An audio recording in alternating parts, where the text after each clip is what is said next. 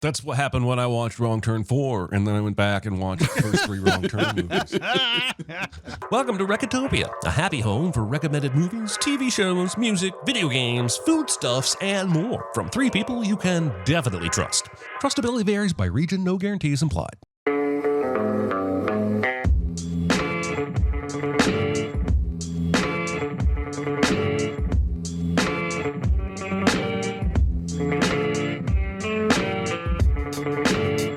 Now, here are your hosts, Chris Atkinson, Jeremy Scott, and Aaron Dicer. You've got 5 seconds to get off my land. Who the fuck are you? 1, 2, 5. You heard her. 5 more until I stop missing. Go. What about my stuff? Leave it in the woods, man. 1, Go. 5. Hello, everyone. It is episode 172 of Recotopia. My name is Chris Atkinson, joined by Aaron Dicer. Hidely ho, if at first you don't succeed, Arenos. Yes, that's correct. And also joined by Jeremy Scott. Hello, everybody. Hello. We'd also like to welcome chat who've come out here to watch us talk about movies on a Tuesday. We appreciate you coming out. Thank you so much. Let's start off with our small recommends. It's no big deal. Itty bitty living space. It's so small and light. It's small, it's tiny, it's petite, it's wee. Jeremy, what you got? I got a movie that I have seen probably 4 or 5 times now, and I caught it a week or so ago again, and it still holds up. It's from 2012. It's called End of Watch. And this is a David Ayer movie, written and directed. David Ayer is probably best known today for the Suicide Squad movie, or Bright. But Yep, unfortunately. prior to both of those, he has a solid history of writing and eventually directing Los Angeles-based gritty cop dramas. It's a big enough city. He made several movies in that umbrella, and they're all pretty good. End of Watch is arguably the best. It's Jake Gyllenhaal and Michael Pena as partners in the LAPD. The conceit here, if you will, is this is a found footage movie. The quotation marks need to be pretty heavy. They should be for every found footage movie. But Jake Gyllenhaal's character is a guy that, well, he just likes to film everything. And thank goodness he does, because we wouldn't have a movie if he didn't. We also have David Harbour and Frank Grillo, Anna Kendrick, America Ferrer. And basically, this is kind of a snapshot. I'm not sure how much time passes. We do see him and Anna Kendrick develop a relationship. I think they eventually get married. So we're looking at probably a year or more on the streets with these 2 guys. And the movie is more concerned with their relationship than it is any specific criminal storyline. And I just think it's really solid. If found footage stuff bothers you, maybe stay away. Otherwise, this is really well acted and really well shot, and nice dramatic ending. I just really like this movie. So that's my small recommend. Yo. I haven't seen it in forever, but I love it. I can second it, even though I haven't seen it since it came out. Yeah, I'll third it. I've seen it a few times, and I love it more each time. I remember when it came out, my big thing was, this is how you do a found footage movie. And what I mean by that is, you don't have to make every single shot found footage. Right. You can get the tension and interesting dynamic that comes with the idea that this was shot in universe, like the footage you're seeing was shot in universe. You can get all that and still make a great movie and use the occasional outside of found footage shots. You know what I mean? But it just seemed like at the time, especially when found footage was a craze, it was like, you know, that whole Cloverfield thing. It was just like every single thing you see was found footage, you know, from somebody who shot it while it was happening. And it's like, I know I'm watching a movie. Like, it's okay if you break out of that conceit and still use it. So that's one of the things I love about this movie. I think the performances are great, and the subject matter is intense and interesting, and and holds up. Interesting, like, you know, body cams, especially for police, has been this big, you know, issue and thing, and rightfully so. And there's some interesting commentary in here as well. So yeah, it's good stuff. Yep. What do you got, Aaron?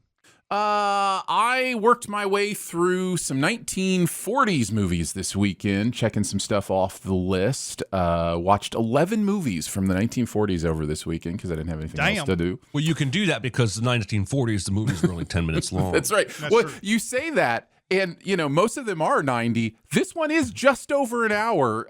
It's a movie called Detour, and I really, really liked this. It stars Tom Neal as a hitchhiker who's just trying to get from New York to Los Angeles, as one does.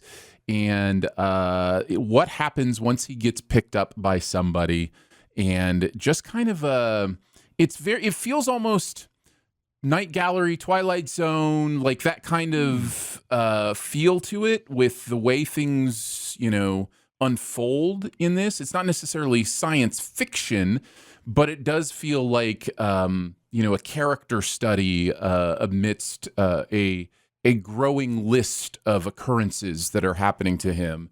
Your love for the Wrong Turn movies probably would play into enjoying Detour. So yeah, Anne Savage is in this as well. She's incredible. She's really fun. Type of female character you don't necessarily see a ton of during this era, I mean. But I really loved it. I loved how dark it was. I loved where it ended. Yeah, Detour is a good watch. This is one of just a small handful of movies that I own that I haven't seen. Just a small handful, not many. But not hundreds. Yeah. I bought this because I think Criterion was having a sale or something, and I was like, "Ooh, that looks interesting." So I will have to watch that now. I'm like, it's got an intriguing cover on it and everything. So I definitely will want to watch this at some point. So yeah.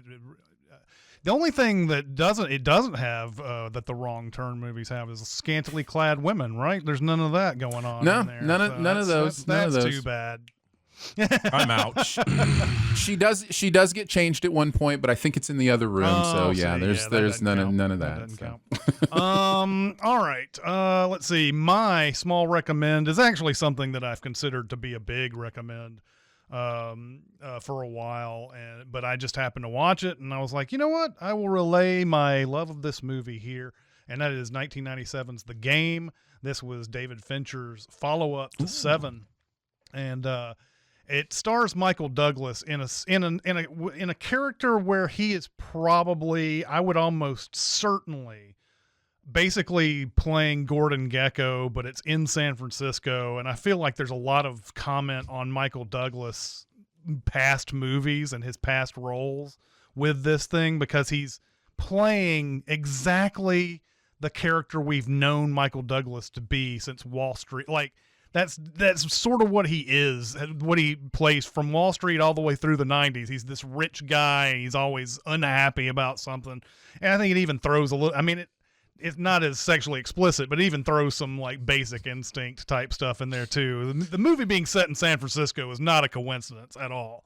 So he plays this guy who's a rich dude. He's a businessman, a ruthless businessman. He is about to have a birthday. His brother, played by Sean Penn, gives him this certificate to this game company of some sort. And Sean Penn, who has had problems in his past, said that this company saved his life, and that you should go and do whatever game that this game company has set up. So basically, Michael Douglas goes to this game company. They do a whole bunch of psychological tests and everything, and they sign him up, and they says, okay, one day your game begins. We're not going to tell you when that is, but this is you're in now. And then he goes home and he gets a call from somebody saying, sorry, you've been rejected for the game. Don't let this feel like this is on you or anything. This is nothing wrong with you or something like that. Of course, because this is a movie, that's all part of the game to tell him that he didn't, qualify for the game. And sure enough, he comes home and he sees like someone that looks like a dead person on his front porch when he gets home from work. And it's just a clown, and it's got like a key in his mouth and all this other stuff. As he continues, there's all this stuff that keeps happening. It's all this stuff is happening to him in real life. It's the game, But then he starts thinking, well, this game seems kind of dangerous. There seems to be like real things going on here that I can't control. And then even his brother shows up at one point saying, yeah, man, I shouldn't have gotten you into this and everything like that. So there's this really intriguing thing going on here with the game. I don't want to tell you any more if you've never seen this movie. I will say, though, it is the most ludicrous movie I have ever seen in my life. Once you go back and this movie starts rolling its credits and you start thinking back to all the things that happen in this movie, you will realize how fucking impossible it is all this stuff happens in this movie. However, I can't change one thing about this thing. This is exactly how this movie should be. And so I'm if you've never seen this movie, if you're a Fincher fan and this one somehow eluded you, give this one a watch. It's a good movie. Mm-hmm. Game is so good. Mm-hmm. Yeah. All right. Fincher's good. Yeah. The game, I think, is where I fell in love with Fincher. Mm-hmm. I think it's the game. And it made me reevaluate some of his other movies that I didn't like as much and went back to them and liked them a little bit more. It's interesting how a movie can do that for you. You go, oh, I'm vibing with you now. I found my inroad into kind of the stories you tell and what you try to do with them, and then you go back and watch other stuff. That's what happened when I watched Wrong Turn 4, and then I went back and watched the first 3 Wrong Turn movies. Yeah, exactly. Yes, that's correct. All right, let's get on to our big recommend, and this one is Jeremy's. It is the movie Things Will Be Different. Jeremy, take us away. I'm fine. It's just that you're so big. It's so huge. It's a good rule, but this is bigger than rules. It's bigger on the inside. Is it? I noticed. All right, Things Will Be Different was shot in and around my hometown of Angola, Indiana. Also shot some stuff in Fremont, Indiana, which is very near to Angola. And I didn't recognize a single thing. But that's okay, because that's not the point. We open on a black screen as we hear a phone call between a man and a woman. They are Joseph and Sydney, and we learn that they've committed a robbery, nearly got caught by the cops, had to split up, and that they are brother and sister. They planned to meet up at a diner in the morning, and Joseph said he's found a place for them to lay low. We next see Sydney enter a diner carrying a rifle. I think it's odd she's just openly carrying a rifle into a diner, but maybe this is some kind of universe where everybody carries a rifle. I don't know, but that jumped out to me that she wasn't even trying to hide that rifle. Through fairly natural conversation between her and Joseph, we learn more about them, such as Sydney has a 6-year-old daughter, she doesn't like onions, and the fact that they ended up stealing 7 instead of 5. Not sure if they mean million or 100,000, but regardless, it's more money than they thought, and now Sydney says she's able to dream a little bit. Just as they begin to joke with one another, seemingly like old times, a police siren is heard, and they throw a $100 bill on the counter and take off. It's worth pointing out that Joseph got there first and got to eat most of his meal, but Sydney was only in the diner for about 2 minutes and barely had anything to eat. I don't think that's fair. We then see them in the woods, and they discover a campsite, and that makes Sydney nervous.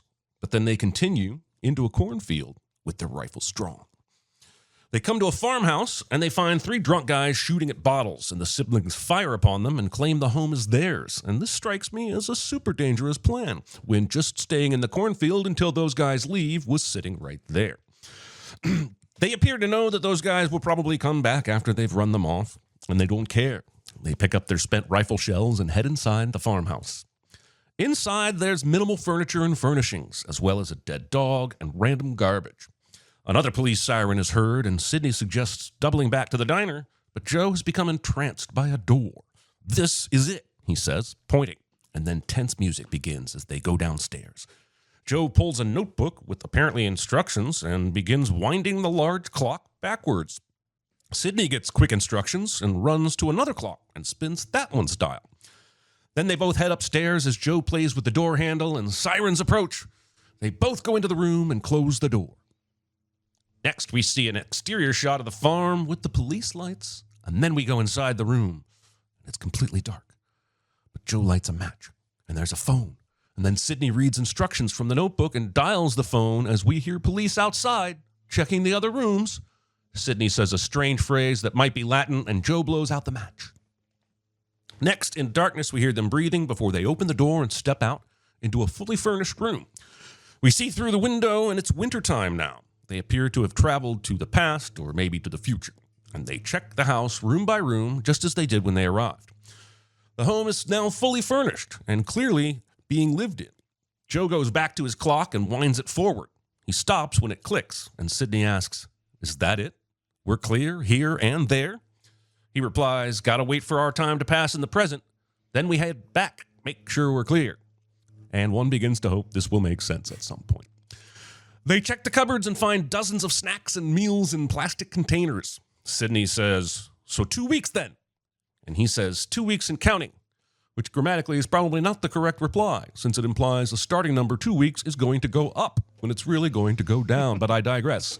Then they laugh and hug, mostly because they know all the things we do not yet know, and also they now believe they are in the clear. We then cycle through their 2 weeks with little titles in the top right of the screen telling us what day it is as each new day is shown. They walk around. They snoop on the clothes and other items in the house. They try to get in a strange outbuilding. They eat. They drink coffee on the porch and laugh. They count their money, and we see that Sidney has a notebook with a list of names and amounts, and perhaps she's stolen this money to pay people back. They open drawers. They watch movies. They take baths. They drink a lot. They practice shooting. They drink some more. We see them have a conversation about how he feels he owes her brother-sister time, and it's revealed that she got arrested in the past and he didn't. But she feels like it set her on the right path, even while he feels like he abandoned her. And yes, we do find out she is in massive debt. We also learn this is a magical safe house owned by one of Joe's regular customers from his bar. The two reminisce about their childhood and the music their mother played and listened to. And Sid looks at the bracelet her daughter Steph made for her and says, "Get me back to her, Joe," and leaves the room.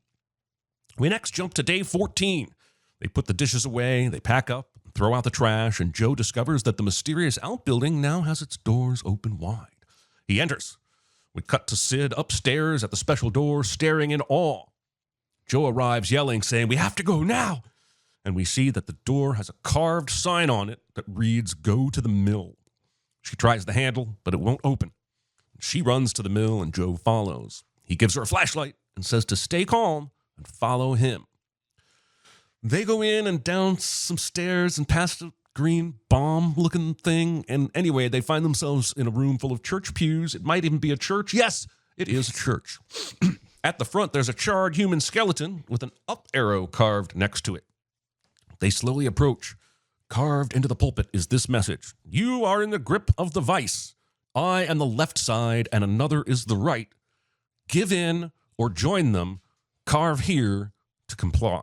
And look, carving is creepy, but that shit is so time-consuming, I bet it took hours. Anyway, Sid runs out and runs away until she keels over and starts vomiting blood, and it's pretty gross. She panics a little before getting up and returning toward the farmhouse and then collapsing. She wakes up in the farmhouse, and Joe has found her and brought her there. She sobs lightly while she bathes. Joe tells Sid later that the watch on the corpse they saw in the church was the woman's watch who had given him the notebook. He says, "This isn't her place." Sid asks if they are safe, and he says, "The bar is clean. Everybody thinks I'm in Gulf Shores." We next see Joe carving an X on the line on the pulpit. Then there is a noise, and a sudden safe appears on the floor. Joe pulls out a notebook and uses numbers in there as the combination for the safe, and the safe opens. Inside, a message says, "Talk and lock to set a cycle," and there's a tape recorder inside. Joe records himself saying hello, returns the recorder, and locks the safe. Immediately, there's a noise behind Sid, and she goes to investigate while Joe spins the dial on the safe to open it again. This time, the message inside reads, "Cycle is set. Play to listen. Record to talk." And this is officially the kind of thing that could end up being awesome, unless it ends up explaining all the mysteries with some kind of flimsy half-explanation like Lost. He plays the tape, and a voice says, "You shouldn't be here." He begins a conversation with the voice, which demands to know who he has told. Sid gets impatient, talks on the recorder, and it stops working. Joe explains his theory about the past and the future and the vice, and it might be right for all I know, but he doesn't really have any basis for it. Anyway, after following Joe's advice and putting the thing back in the thing and taking it back out of the thing, it works again. The voice says it doesn't want their money. It wants to wipe them, and says it's more humane to wipe them than for them to be vomiting up blood at the borders, suggesting there is a limit to the range outside the house. Joe then takes over again and boldly declares that the voice can't kill them because it needs them to make this vice grip work. Again, I have no idea how he has come to this conclusion, and I'm starting to remember the time I watched Primer. And guess what? Joe is right. The voice says an unwelcome visitor is coming that they cannot track or stop. It instructs them to stop that person before that person gets to the door and then put their ashes where they currently stand in the church. And then they'll be able to be released at a time that is safe from harm and law. As Joe tries to tell Sid this is their only option, Sid pours a drink and then bluntly lays out a plan for them to see anyone coming toward the farmhouse. Then she says some cryptic shit, like, if we're stuck here and I can't get back to her, we are way past being done. Do you get me? And I think she means that she's going to sever their relationship, but it's going to be difficult to do that with someone you are confined to a couple of acres with for forever. Anyway, Joe downs the rest of her drink and says they'll divide shifts when he gets back. And then she pours out the rest of the liquor. Where is Joe going? It's not important, because we immediately cut to the pair of them opening the safe together and getting two tiny little 6-shooter guns and saying, is this all we get? And I wonder if they've forgotten their rifles. Joe hides one of the guns in the church and, in a not-so-subtle bit of symbolism, cuts his hand on a protruding nail from a piece of wood. He hides the other gun outside next to the weird chimney thing coming out of the ground. Anywho, why are they hiding tiny guns in weird places, and what about their rifles? Why don't they do some random Home Alone shit inside the house, especially outside that fancy door they're trying to protect? We see Sid stare at a picture on the wall of an old couple. Then we see the two taking turns standing watch, and I wonder if the movie just revealed its ending, that they are the old couple in the picture on the wall. Time will tell. Ha! Time! That wasn't on purpose. As we pan around the farm, winter changes to summer, and the fields are full of corn, and then it's winter again, and it's dreary and cold, and I guess they're here for a while. We then cut to day 352. Sydney's alarm goes off, and she exercises, then opens the empty fridge, closes it again, then opens it to find it stocked, and makes a pretty terrible-looking sandwich before going outside for her watch. We see Joe trimming his beard before she knocks on his door, and he slides an empty plate out like he's a prisoner. Next, she practices using the bull hook weapon thing they talked about earlier, and I really hope she gets to use this thing eventually. Then she overhears Joe laughing and talking into the tape recorder. Then she's sitting by a fire. We then see Joe pull out and break the CD that's playing in the machine. He goes out to talk to Sid, but we don't hear what they say. We just cut to him inside a bedroom with a glass of liquid. He takes a sip and doesn't like it, but Sid says, that's fine as is. Drink it. Then she lays out her theory about the vice from her research, which isn't really a theory per se. She's just learned that no one lived here after 1955, and that must have been when the vice showed up, and the vice used the land to bring people here and wipe them, but when the siblings showed up unexpectedly, it threw the vice for a loop or something. Honestly, the movie is either intentionally obscuring the real answers with this kind of dialogue, or it never really went too deep developing its own lore. I'm not complaining, really. I just sometimes like to be able to understand the theories the main characters come up with. It seems these two are just going with, there's a vice, and it's two people, one in the future and one in the past. And yeah. He actually derides her theory, and I'm kind of shocked, but also I'm suddenly Team Joe. He jokes about all the crazy theories she's come up with over the last year, declaring he believes their situation to be coincidental torture porn, which honestly might be the most accurate description of my relationship with my college girlfriend I've ever seen. Also, a great band name. But he thinks it's two people who don't care about Joe and Sid, but can use them since they've stumbled into this house. Sid then accuses him of working with the vice ends to fuck her over because she's heard all of his conversations with them. That's honestly a pretty insane take, but after being cooped up in a time-based farmhouse prison for a year, insane takes are probably likely. He screams and rants that he would never fuck her over again and breaks down in tears, and then she consoles him.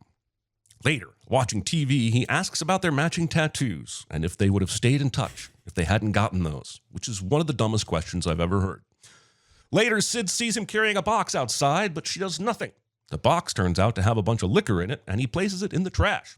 Then he lights what appears to be a new candle in a room full of candles, and we see that he's basically down in that church begging the voices on the recorder to help him, and there are still 45 minutes in this movie. We next see Sid on the porch on watch, being viewed by someone with red binoculars, and it's ominous. But we cut straight to Joe in the church basement looking at his tattoo while playing with his 6-shooter. Then in a wide shot outside, the figure in the field approaches the farmhouse.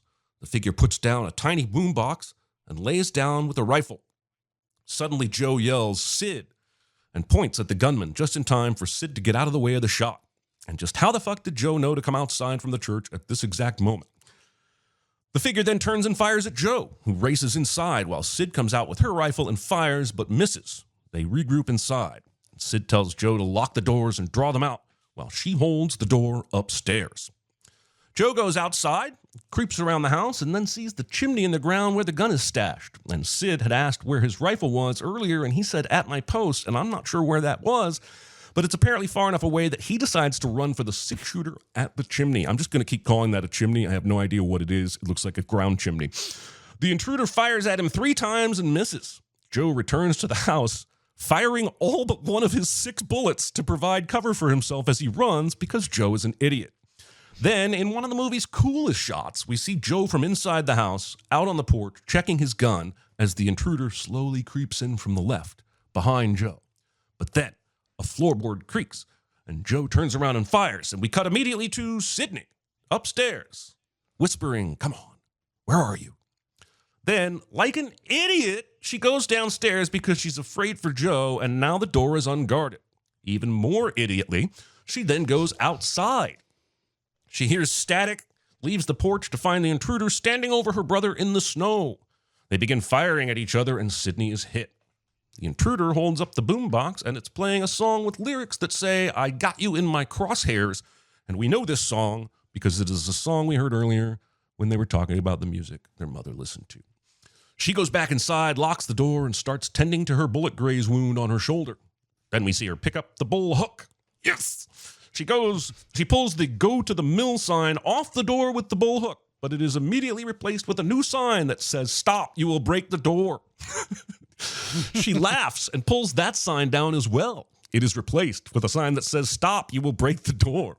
And then as she goes to attack the door once more, the safe appears in the room at her feet. We then cut to Joseph waking up on the floor of the church, and we hear a safe dial turning. He sees that his wound has been dressed and that the intruder is trying to use the notebook to open the safe. Back in the house, the voice tells Sid that if she breaks the door, she and Joe will die here. Meanwhile, Joe is trying to reach the 6-shooter he stashed in the church while the intruder pulls the tape recorder out of the safe, but then catches Joe and stomps on his wound and ties him up. The figure writes "hello" on a notepad and then "I need you to talk for me, Joseph." Joe refuses and gets his leg wound stomped on again, but also finds a protruding nail behind him in just the right place to help untie his hands. So he finally says "hello" into the recorder. Back in the farmhouse, Sid asks about the song the intruder was playing, and the voice assures her that the intruder is not her mother, but he can't say how he knows that. The voice then offers to meet her in the middle and asks her to tell it everything she knows so far about the intruder, and in return, they can tell her how they know the intruder is not her mother. And honestly, this feels like a bad deal for Sid, but she has mommy issues, so she goes for it, saying the voice has to share first.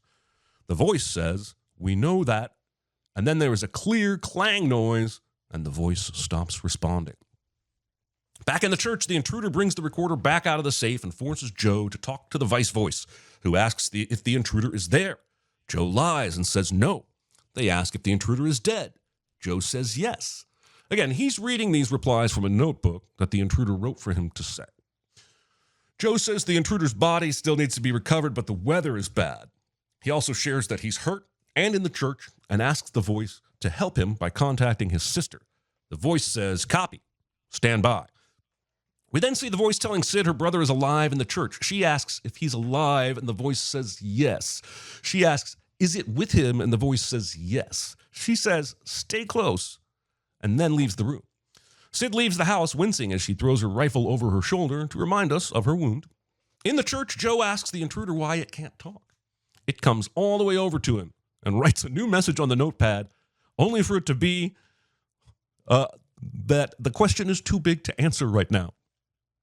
He asks, "Why are you here? What do you want?" The intruder responds with a message we don't get to see, because if this movie is good at anything, it's cock teasing. After a few moments with Sid outside the outbuilding, we get to see the reply, and it's, "I want the man who killed my family." Sid makes a noise outside, and the intruder hears it and grabs their rifle, and Joe furiously tries to cut his bindings on the stray nail. Just as she's about to turn and is shot through the window, the intruder shoots at her but misses. The gun jams, the intruder drops it and leaves the church and takes off running through the field. Sid sees them and gives chase. She shoots them. But then either the gun jams or runs out of bullets, so she drops the gun and the two race inside to try and reach the door before the other. They fight in the living room, and yes, Sydney does get to use the bull hook in the fight. She cuts the intruder, who stops fighting, and as Sid slowly approaches and tries to pull off the face cover, the intruder recovers and punches her. They wrestle on the ground, taking turns being in control until Sid removes the covering and finds a girl we've never seen. Sid looks at her wrist and the bracelet her daughter made her, and holy shit, it's her daughter.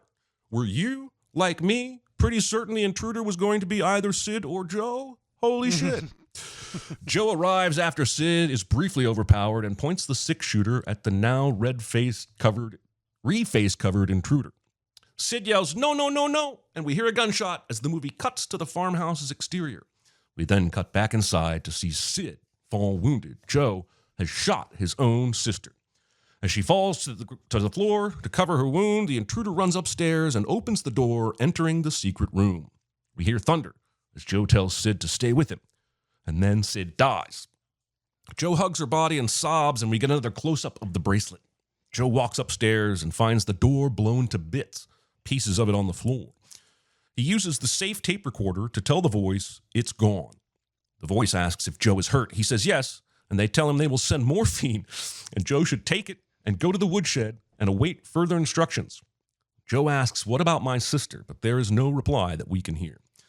We only cut to Joe standing above his sister's grave outside, and if I were sinning this movie, I might remind the viewer that Joe himself earlier said the ground was too frozen to dig, but I'm not sinning it, I'm recapping it, so let's keep going.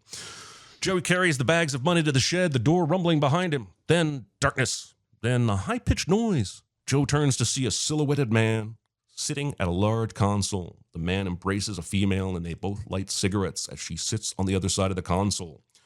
The female says, "Turn around," and the male says, "You can't look at us. Turn around, please." And these are the two vice voices. They inform him that they are going to wipe him because he and his sister failed to carry out the task. They explain that this is all bigger than him, and he was just in the wrong place at the wrong time. Joe insists he can get her back and begins to basically beg for a second chance. He says, "Things will be different. Trust me. Just give me another chance." The silhouettes hang their heads, then peek around at each other. Then the male says, "We're assuming that you remember the morning of, well," and Joe nods. They say, "Leave the bags, remove the redundancy, and slip in when you can see your sister as quickly as you can." The female says, "Be sure to remove the redundancy, or you and your sister will be wiped." They mutter in Latin, and a door opens behind Joe, which makes his eyes go wide. We then cut to a field outside the farmhouse. Joe is outside the outbuilding. He walks toward the cornfield but stops 50 feet short, staring at a seaplane flying overhead. He then walks toward the corn and begins to run as best he can, removing his clothing as he goes. Tracked through the corn back toward the diner. We see him in the woods. He pauses to look at the campsite they passed in the beginning of the film that Sid thought was a sign the area wasn't safe. Joe, bent over and counting, hiding his money, is then attacked by current Joe. As we learn, the original Joe is the aforementioned redundancy. Imagine having to bludgeon yourself to death and then dump your own body in the swamp. Joe then picks up the money and runs through the woods. We see a few Terrence Malick shots of the sunshine through the trees, and Joe arrives back at the diner where he and Sid first met. He is replacing his original self. The waitress seems alarmed, so he slides her a few hundreds and makes the shush gesture. He takes a long drink of coffee as we cut back to the vices, and they say, "Cycle is set." The left asks how the right feels about this one, and she replies with, "Gotta love hope." And with the new lighting, we see that these are Joe and Sid, or at the very least, the actors who played Joe and Sid. We then cut to Sid, rifle over her shoulder, entering the diner and spotting her brother at the bar. She walks up but pauses, looking at him strangely. "Who are you?" she asks. "Who are you?" she demands. "I'm no one," he replies. She asks where he got the bags, and he says he stole them. She asks about the man who had them, and he replies, "Long gone." She sits and then asks, "Did you kill him?" He replies, "It was to make things right." She asks how that's going, and she points the rifle at him, and he says, "Not well. I tried so many times." And then he grabs the barrel of the gun and says, "I'm tired." He lifts the gun up, revealing his wrist tattoo. So please, he says, you have to end this. Leave the money and run. Run to Steph before I kill you again.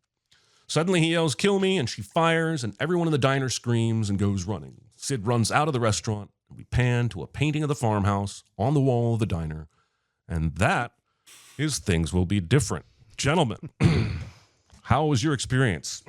Okay, I watched this movie twice because I didn't understand everything the first time. I'm not sure I understand everything the second. Do you understand anything? Because I have questions. Yeah, this is going. I think the remainder of this show will be questions about this movie. So my first question about this movie is, I understand that they're in the middle of a place where time really isn't moving. Basically, is that what it is? It's moving everywhere else, but in their world, it's not moving. There's no planes, no cars, no nothing.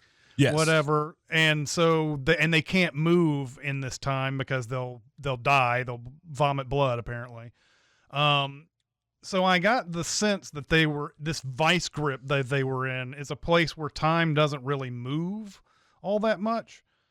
I don't understand the 2 weeks that they have to wait because, okay, so if the idea is you've stolen money and then you went here to hide, I don't understand why you couldn't have just gone to the places that they said that they went. Like, why couldn't he go to Gulf Shores and why couldn't she go to Nevada and just hide the money somewhere and then come back 2 weeks later? I don't understand why you have to go through all of this to do that. You know what?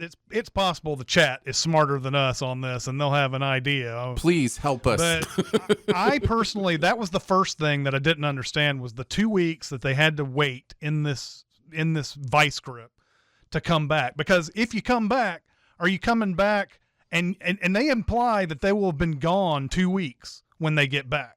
So that means either they're going to be huge suspects in this robbery that they committed and they just aren't around, which I don't know how this isn't like Red Dead Redemption where you lose stars after a certain amount of time. So do they have the 2 weeks so that they can come back and replace themselves as they're doing the robbery? That was a big thing for me. I just kept trying to figure out why they had to be here. What is the point? Unless I mean, how are they going to be the big suspects in whatever robbery that they made? If they are, then they can't go back. Maybe it's a parallel universe. I don't know. I think, and believe me, I greatly enjoyed the experience of watching this movie. While I cannot necessarily say that I loved the movie, it does a lot of interesting things. I think it's saying their faces are known and there's sirens everywhere, so they can't just go to Gulf Shores. Like, they have to get to this farmhouse and hide there. But the movie undercuts itself by having them go to a diner and show their faces and also wait a whole night before they go guns in tow. Yeah. And like you said, like, this is just a normal thing. Yeah, this is just a normal thing. You walk in a diner with guns hanging off your back and all this other stuff. I still think, though, that if it is sort of a thing where they're trying to get the heat off of them for 2 weeks, I guarantee you in 2 weeks, whoever they stole the money from is still going to be pissed off about 700 grand or 7 million or whatever the fuck they stole. It's got to be 700. Has to be 700. They couldn't carry 7 million in 2 bags. The Wikipedia entry, I did read the Wikipedia on this. They seem to think it was 7 million. In those 2 bags, there's $7 million? I mean, once you put them all in hundreds, it's less than you think. Okay, maybe. But it's just one of those things. I couldn't wrap my head around why they had to do this. There was never a spot in there that told me this is what they had to do, and then everything will be okay on the other side. And I feel like that was something they could have easily explained, and they decided not to.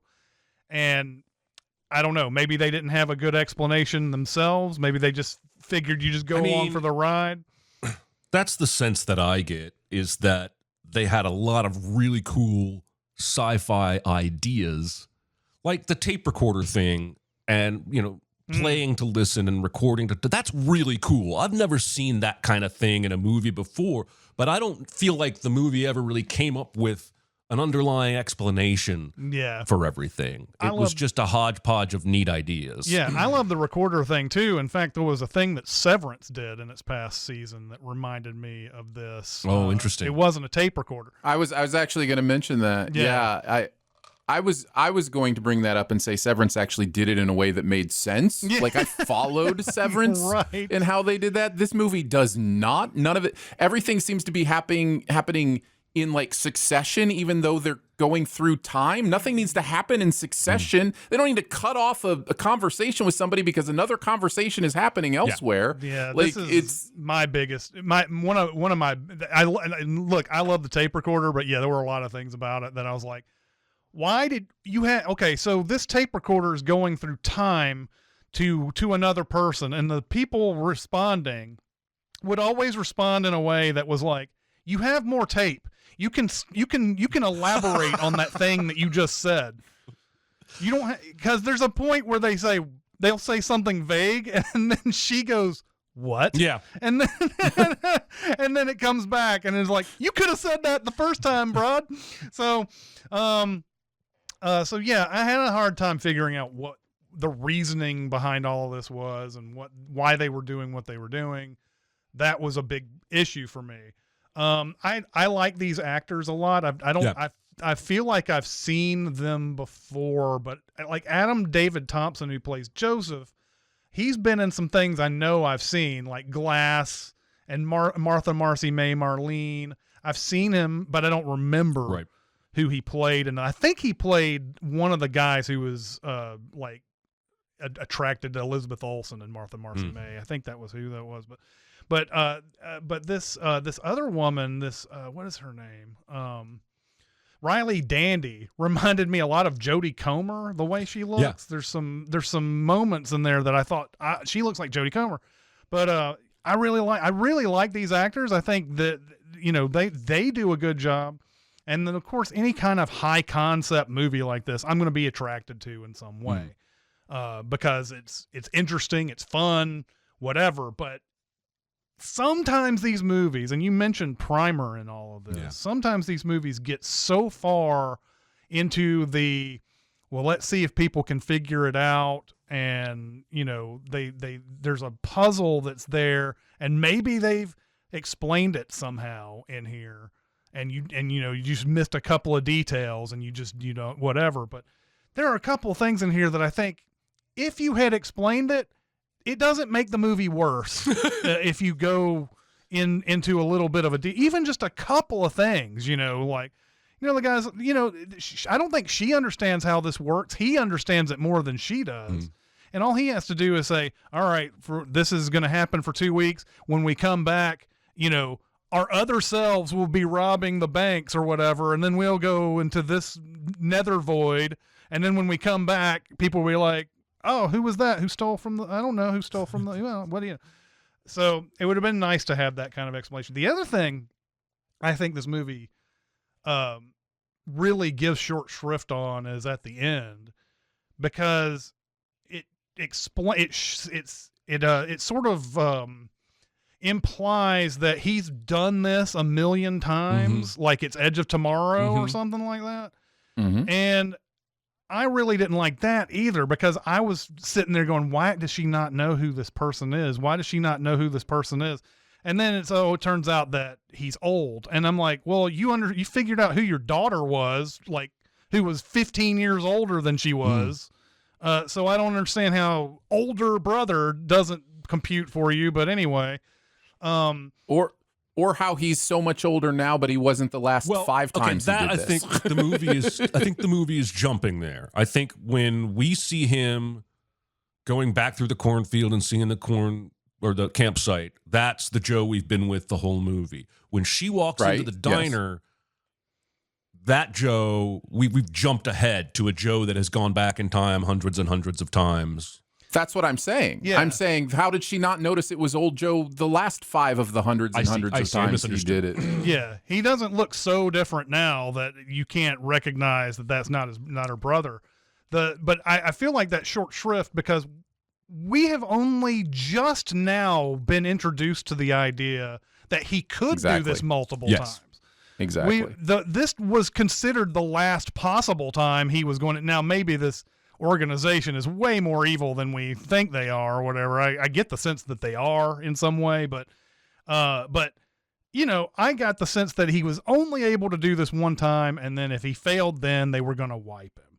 And then at the very end, they introduced this fact that, oh, he's been doing it a lot of times. And then how can you fail this project so many times? I don't understand that either. It's not like Edge of Tomorrow where you have all these different aliens all over the place and all these different things that can happen to you. You have one person, you know, and I guess the other issue is that he never knew who it was. He never knew that it was her daughter. So like so if he knew that it was, maybe I could see him failing a few times because hard to kill. He knows how much her daughter means to her and everything. But anyway, that was a little short shrift thing that I thought at the very end. You introduced a concept at the very tail end of the movie that we didn't know about, and now we have to mull on that, and we don't even understand the rest of the movie. Yep. Anyway, I kind of liked it, despite the fact I didn't understand everything.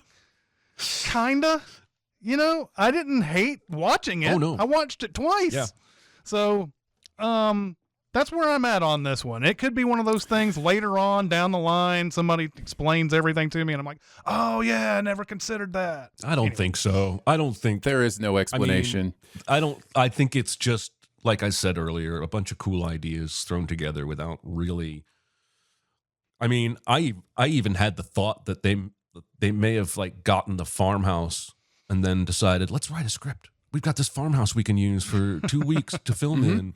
That's what I guess I'll just start there. That's my thought is they were like, we're going to have this bubble farmhouse that sits outside of time, and that's just going to be the excuse. Whatever cool, quote unquote interesting thing we want to do, we don't have to explain it.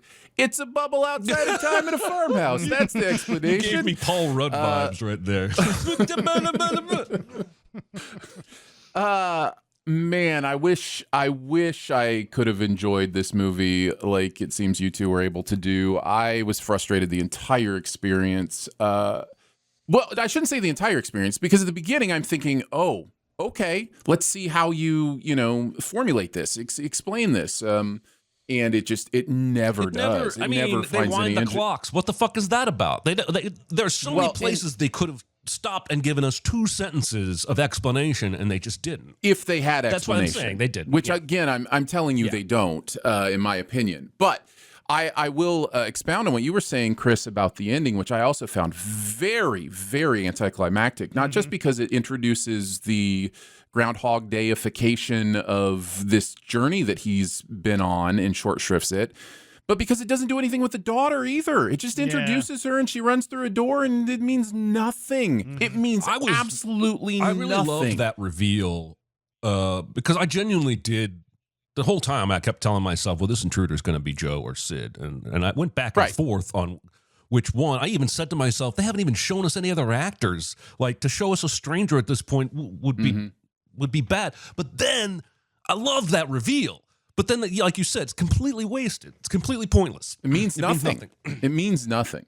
And that's annoying to me. And so, that was very frustrating. But I feel like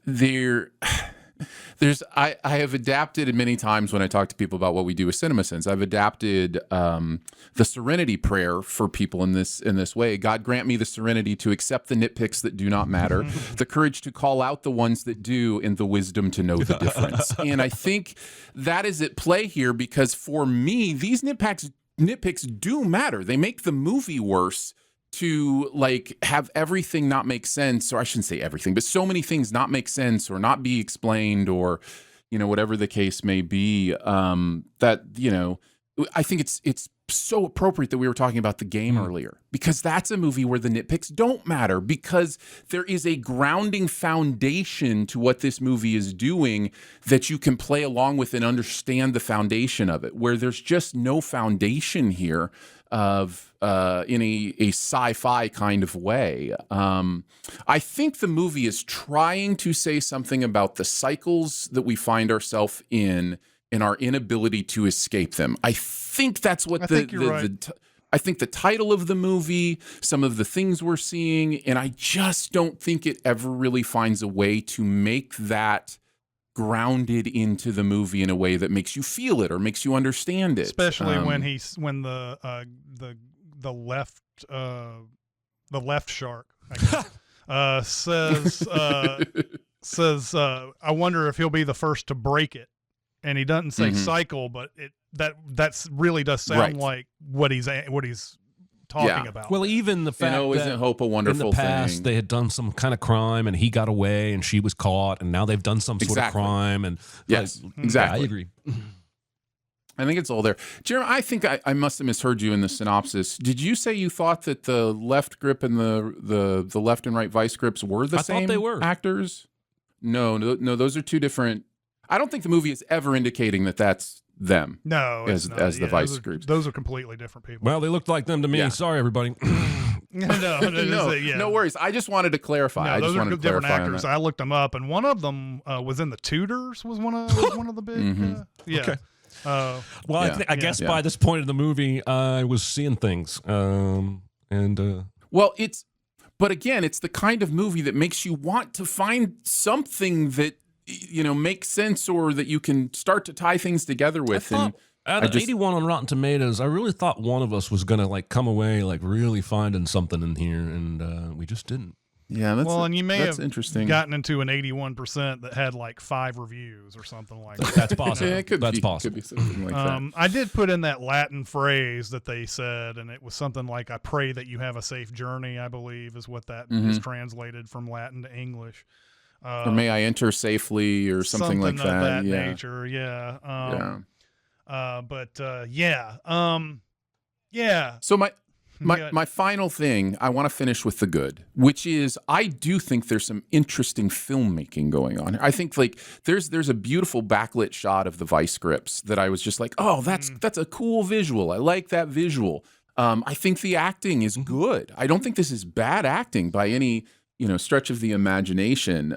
So I think there's a lot of surface technical stuff that I go, okay. And there's also the thing of, you made a movie, man.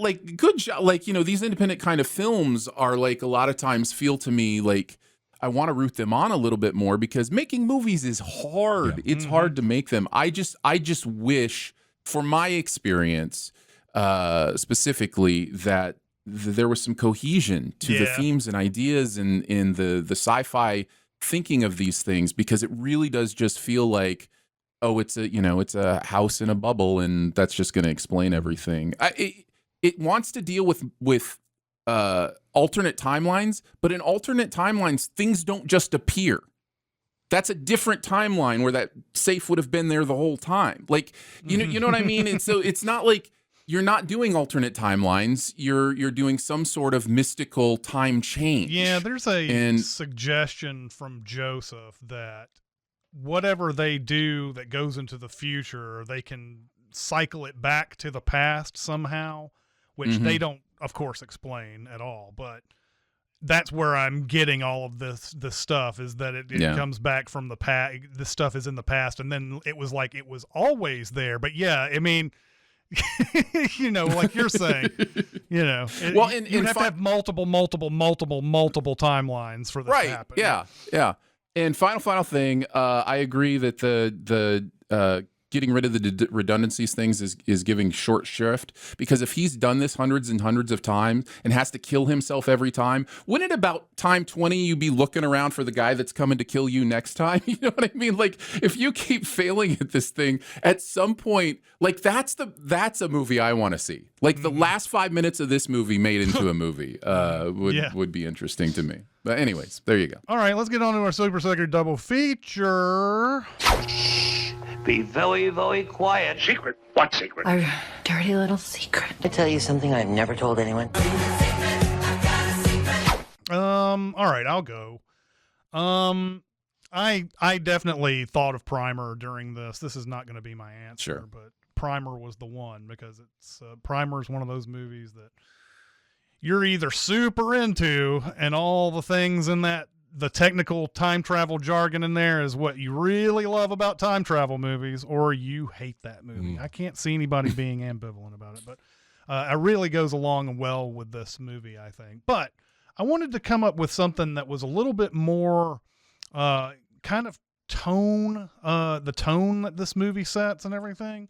And it also has time travel at the center of it, but you will be debating whether or not time travel actually exists in this universe. It's a movie called Sound of My Voice, in which two documentary filmmakers go into what they believe is a cult run by someone who claims that they are from the future. And they spend a lot of time in this cult trying to infiltrate it and trying to figure out what's going on and everything. So, this is the type of movie that I don't want to explain too much about. So go and watch it. It's really, really good. It's only got a 6.5 on the IMDb, but it's really, really, really good. So, it goes along well with this one as well. So. For my double feature, I may be breaking a rule. I don't know. It was never told to me as a rule, so we shall see, but I don't think it's ever been done before. But I'm going to talk about a TV miniseries as a double feature for this. It's a 3-episode miniseries. Each episode is 90 minutes, so it's like 3 films, basically. But this is called The Lost Room, and this is a miniseries where there is a hotel room that is found that has these weird sci-fi properties to it, and the items that were in this hotel room whenever the event happened now have these mystical powers to them, and they're different powers. So like there was a watch in the room and it does this kind of superpower mystical thing. And it's kind of about the mystery and discovery of how this happened, what's happening. It also involves looking for a daughter, trying to get back to a daughter, which I found interesting as well. Played by Elle Fanning, by the way, very young Elle Fanning in this. And it has Kevin Pollak in it, who I always love. I think he's great. Juliana Margulies. So it's got a good cast. It's really interesting, and it feels like nobody saw it. Like it feels like it just came and went, and I didn't. Nobody knew about it, and it was one of my favorite things that year. So it's a 3-episode miniseries. It is available to stream on most free streaming platforms like Plex or Fubo or whatever they are. It seems to be on a lot of them. Tubi. So yeah. We don't have any rules for the super secret double feature. I think I had one for The Wire, the 4th season of The Wire on one there of you them. Go. Nice. I can't remember what that one was for, but I remember there being something about, it might have been Spotlight or something like that, where it was talking about the newspaper rooms and everything like that. But yeah, that sounds intriguing. I definitely want to see that. Yeah, I highly recommend it. All right. The homework for next week. It's Aaron's turn. What do you got, Aaron? Oh, yeah. So trying is my best to continue the theme of stuff that was filmed where we're at. I couldn't find I don't think there was anything filmed in or near Tip City, Ohio, where I grew up as a child. It is a very small town. And there was one movie that was filmed on the outskirts of Adrian, Michigan, where I lived when I was going to high school. And that was Transformers: Dark of the Moon. But that will not. I will not go into that. But there was a scene of that was filmed just outside of town.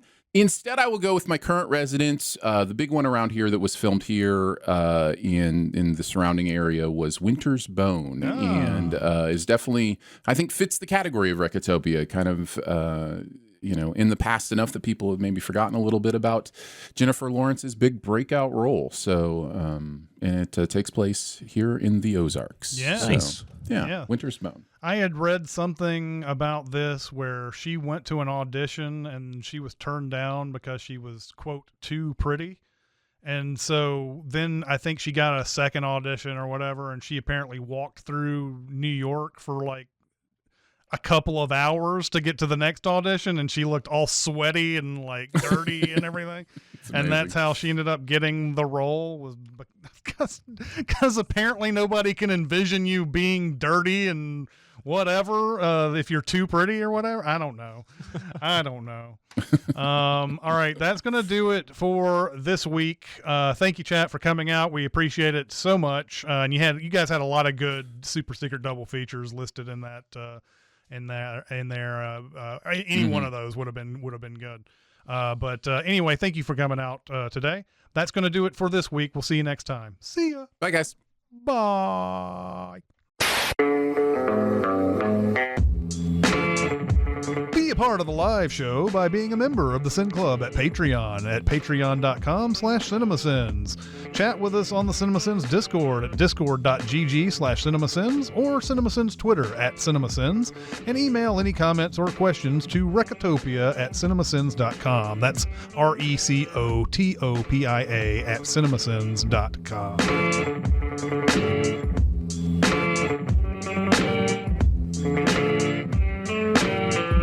Back in the 60s and 70s and things, like a monopoly like Ticketmaster and Live Nation. I think Live Nation is Ticketmaster as well, isn't it? It's the same thing. That kind of monopoly would have been broken up because people would have realized how bad that is for consumers. Now it's like, that's the way things are. Deal with it. Yeah. Like, let's just let Disney buy everything. Who cares about monopolies? Yeah. We don't need anybody else, providing our entertainment. I'm just old enough to remember like them having to break up the Bell companies to like Northern Bell, Southern Bell, whatever, because that was a monopoly. Yeah. Now where the hell is that company? Yeah.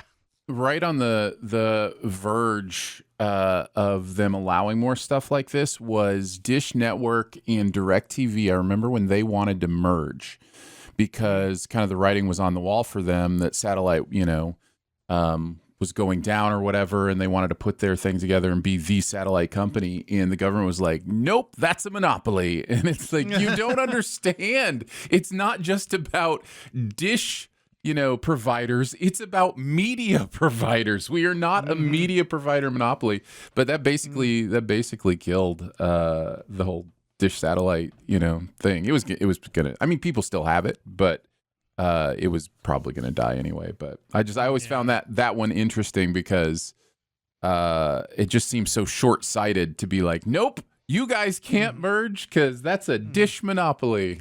Yeah, whatever. Right. Jeremy, you gonna go see Superman? I think I'm probably gonna wait. Okay. I wondered because you seemed excited for it, so I didn't really know if that would. I really am, especially now that Patrick has seen it, and has made it seem like something that I will enjoy.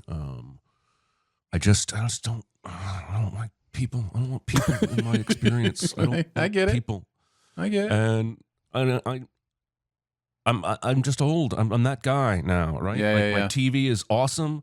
I know in a few weeks I'm going to be able to pay $20 and watch that movie here in the comfort of my own home. It's not going to negatively impact my experience to not see it on a big screen. So yeah, I mean, I'm very excited, but I think I'm going to wait. I wondered, what is there anything you can think of that would get you out to the theater, like make you put up with the theater experience and that kind of thing? Since the pandemic, twice I've gone out to the aside from like Sin Week, I've gone to the theater for the Batman and then for Furiosa. But both times I bought every seat in a tiny auditorium at my local theater. There's like 35, 40 seats in there, and I just invited my friends so that it wouldn't be like strangers making a bunch of noise. And I can't do that regularly. It's not super expensive, obviously, but I can't do it every time I want to go see a movie. I mean, you could. I could. Yeah. Not with that attitude, you can't. I'm actually surprised at the I don't know, it feels like it's a mostly positive experience people are having watching the movie. I aside from some humor in the movie that I enjoyed, I thought it was just like any other superhero movie I've seen in the last 10 years that just, you know, there's so much noise on the screen and so much nonsense going on that I was like, a lot of this bores me. There's still, I mean, there's enough to like and recommend from me personally, but I'm actually surprised that this is, you know, it's being considered like, oh, finally, you know, Superman is back or whatever with this movie. Yeah, it does seem like the general consensus is positive. Oh yeah, for sure. But yeah, I won't really know. I mean, until I see it myself, I know loosely what Patrick really liked about it. But you know, I guess everybody brings their own experience into this. It sounds like for Patrick, this played very much like a comic book, like reading a graphic novel, which is something that entertained him greatly. And I hope it plays like that for me. I want it to be good. Just pull this freaking headphone thing out. I loved all the Superman stuff in it. I loved David Cornsweet. I loved Rachel Brosnahan. I loved Nicholas Hoult. Like I thought, like the core characters for me were in a really great movie. And then there was this second movie that was happening where I was like, it's not bad necessarily, although some parts of it I didn't enjoy, but it's just so different. It's so tonally different than the movie I was enjoying. Like, I will tell you, after the first 15, 20 minutes of this movie, I thought, oh, he made an all-timer. This is amazing. I was in love with this movie in the first 15, 20 minutes. And then other stuff just starts happening. I think what people are really enjoying is the return to the golly gee whiz, optimistic, you know, Superman. I mean, you know, not to spoil anything, but his first line in the movie is golly, you know, or you know, whatever he says. So like it's, I think people are enjoying, you know, kind of that pure-hearted thing. But yeah, it's weird. It's weird. It's weird to be able to see.